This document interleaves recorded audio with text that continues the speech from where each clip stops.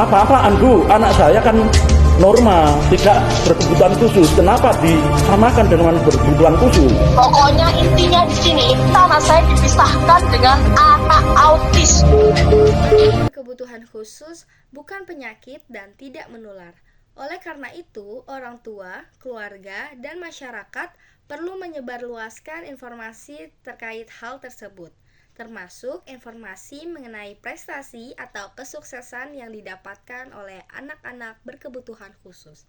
Selanjutnya, orang tua, keluarga, dan masyarakat wajib memberikan pendampingan di bidang agama masing-masing, pendidikan, kesehatan, dan kehidupan sosial. Lalu, orang tua, keluarga, dan masyarakat perlu mempunyai keterampilan dalam merawat dan mengasuh anak yang berkebutuhan khusus melalui pelatihan-pelatihan. Lalu selanjutnya, orang tua dan keluarga perlu konsisten dan bersikap terbuka terhadap lingkungan sekitar dalam menangani anak berkebutuhan khusus. Dan yang terakhir, orang tua dan keluarga harus mempunyai kemampuan teknis dan menstimulasi sedini mungkin perkembangan anak berkebutuhan khusus di rumahnya atau di lingkungannya. Hambatan perilaku dan emosi atau tunalaras. Ini merupakan anak yang memiliki masalah atau hambatan dalam mengendalikan emosi dan kontrol sosial serta berperilaku menyimpang. Lalu ada Attention Deficit and Hyperactivity Disorder atau ADHD. Ini merupakan anak yang mengalami gangguan perkembangan yang ditandai dengan gangguan pengendalian diri, sulit fokus, masalah rentang atensi atau perhatian, hiperaktif dan impulsivitas yang menyebabkan kesulitan berperilaku dan berpikir, serta mengendalikan emosi. Lalu selanjutnya ada Attention Deficit Disorder atau ADD. Ini mirip dengan ADHD, namun anak dengan ADD cenderung lebih pendiam dan sulit untuk memperhatikan atau memfokuskan diri. Selanjutnya ada Autism Spectrum Disorder atau ASD. Ini merupakan anak yang mengalami gangguan dalam 3 area dengan tingkatan berbeda-beda, yaitu kemampuan komunikasi dan interaksi sosial, serta pola-pola perilaku yang repetitif dan stereotipi. Gangguan ini biasanya membuat anak seolah-olah hidup dalam dunianya sendiri. Selanjutnya ada hambatan majemuk atau ganda dan lebih.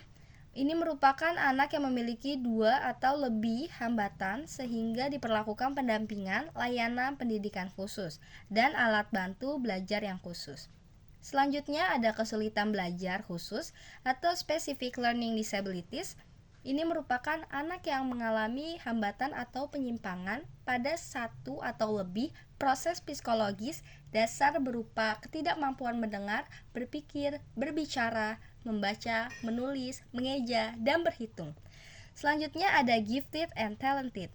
Ini merupakan anak dengan potensi kecerdasan dan bakat istimewa, adalah anak yang memiliki skor intelijensi yang tinggi, yaitu gifted, atau mereka yang unggul dalam bidang-bidang khusus, yaitu talented, seperti musik, seni, olahraga, dan kepemimpinan.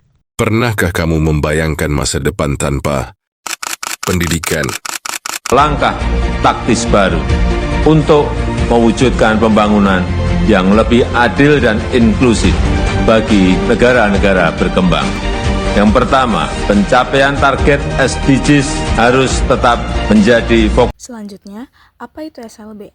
SLB adalah sekolah luar biasa, yaitu institusi pendidikan yang dirancang khusus untuk memberikan layanan pendidikan bagi anak-anak berkebutuhan khusus atau disabilitas. SLB menyediakan kurikulum, fasilitas, dan pendekatan pembelajaran yang disesuaikan dengan kemampuan dan kebutuhan siswa, baik itu disabilitas fisik, intelektual, maupun gangguan perkembangan lainnya. SLB beroperasi dengan mengikuti sistem pendidikan nasional, namun dengan penyesuaian dan dimodifikasi untuk memenuhi kebutuhan dan potensi peserta didik tersebut. SLB dibagi menjadi 6 jenis, sesuai dengan jenis kelainannya yang dialami oleh peserta didik. Yang pertama ada SLBA. SLBA adalah jenis sekolah yang diperuntukkan bagi anak tunanetra atau anak yang memiliki hambatan dalam indera penglihatan. Strategi pembelajaran yang diberikan di sekolah ini harus mampu mendorong mereka memahami materi yang diberikan oleh para guru. Di SLBA, umumnya guru menggunakan media pembelajaran yang cocok untuk anak-anak dengan gangguan penglihatan. Contohnya seperti buku braille serta tape recorder. Selanjutnya SLBB. SLBB diperuntukkan bagi anak-anak yang memiliki hambatan dalam indera pendengaran atau yang disebut juga dengan tunarungu. Media pembelajaran yang diberikan di sekolah ini yakni membaca ujaran melalui gerak bibir atau metode oralism. Selain itu, siswa di SLB umumnya dilengkapi dengan alat bantu pendengaran seperti contohnya ABD atau alat bantu dengar dan implan koklea. Selanjutnya ada SLBC. SLBC ini diperuntukkan bagi anak-anak yang dikategorikan sebagai individu dengan tingkat intelijensi di bawah rata-rata atau yang dikenal dengan istilah tunagrahita. Siswa tunagrahita umumnya tidak memiliki kemampuan sosial yang baik dan cenderung menarik diri dari lingkungan dan pergaulan. Oleh karena itu, kurikulum di SLBC ini difokuskan kepada pembelajaran cara membina diri dan bersosialisasi agar kemampuan dan kepekaan sosialnya lebih terasah dan mampu untuk berbaur dengan masyarakat. Selanjutnya ada SLBD. SLBD adalah jenis sekolah untuk mereka yang memiliki disabilitas fisik atau kekurangan dalam anggota tubuh mereka. Dalam bahasa Indonesia, mereka dikategorikan sebagai tunadaksa. Pendidikan di SLBD bertujuan untuk mengembangkan potensi diri siswa tunadaksa agar mereka bisa hidup mandiri dengan keterbatasan fisik yang mereka miliki. Istilah anak berkebutuhan khusus biasanya ditentukan oleh apa yang tidak bisa dilakukan seorang anak. Misalnya, pencapaian perkembangan fisik, mental intelektual, maupun emosional yang belum terpenuhi. Kemudian, makanan yang dilarang ataupun aktivitas yang dihindari. Kebutuhan khusus adalah istilah umum untuk beragam diagnosis, mulai dari kondisi yang bisa sembuh dengan cepat, hingga kondisi yang dapat menjadi tantangan seumur hidup. Baik kondisi yang relatif ringan, hingga kondisi yang berat. Penanganan anak berkebutuhan khusus. Anak berkebutuhan khusus adalah amanat Tuhan yang Maha Kuasa yang harus dijaga, dirawat, dan dipenuhi haknya. Untuk itu, orang tua, keluarga, dan masyarakat menerima keadaan anak tersebut dengan ikhlas.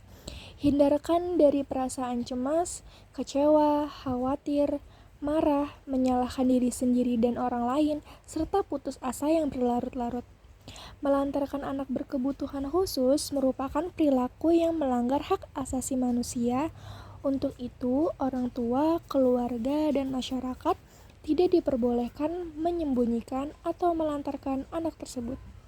Anak berkebutuhan khusus mempunyai hak yang sama dengan anak lainnya dan dapat hidup mandiri, berprestasi sesuai dengan minat dan potensi yang dimiliki. Untuk itu, para orang tua dan keluarga wajib bertanggung jawab memenuhi hak-hak anak dalam segala aspek kehidupan, seperti bersosialisasi di lingkungan, berkreasi, dan kegiatan lainnya yang bertujuan memperkenalkan anak berkebutuhan khusus dengan kehidupan di luar rumah.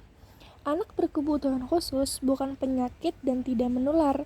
Oleh karena itu, orang tua dan keluarga dan masyarakat menyebarluaskan informasi tentang hal-hal yang dimaksud, termasuk informasi mengenai prestasi atau kesuksesan yang didapat oleh anak berkebutuhan